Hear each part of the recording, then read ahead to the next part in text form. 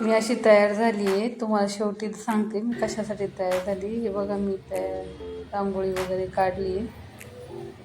मी रांगोळी काढल्यानंतर प्रत्येक जिन्यामध्ये दिवे लावले, पंत्या वगैरे,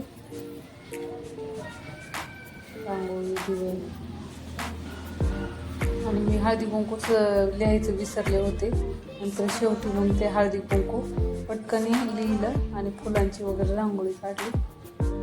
मला खूप गडबड झाली होती, कारण की मी ड्युटी करून आले होते आणि मला आजच हळदी कुंकू करायचं होतं, म्हणजे उद्या रथसप्तमीचं थोडा आराम करता येईल म्हणून मग मी हळदी कुंकाची तयारी नाईटवरून आल्यावर चालू केली. आणि बघा, सगळं वाण वगैरे, फुलं वगैरे. तुम्हाला कसं वाटलं माझं डेकोरेशन ते सांगा मला कमेंट्स करून.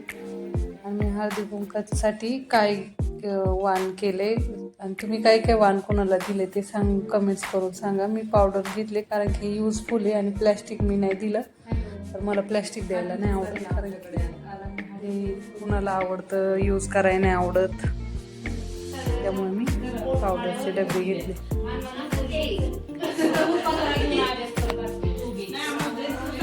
माझे फ्रेंड्स आले होते, त्यांना सगळ्यांना हळदी कुंकू लावले. त्या पण मस्त तयार होऊन आल्या होत्या. काही काहींना तयार व्हायचा कंटाळा येतो हळदी कुंकाच्या वेळेस. सगळ्यांकडे दररोजला एक दिवस हळदी कुंकू असते, काही काही न तयार होतच आले होते.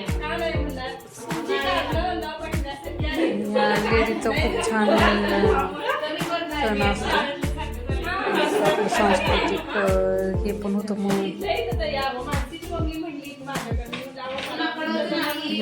हळदी कुंकू म्हणजे असं शुभ मानलं जातं, त्यामुळे सगळे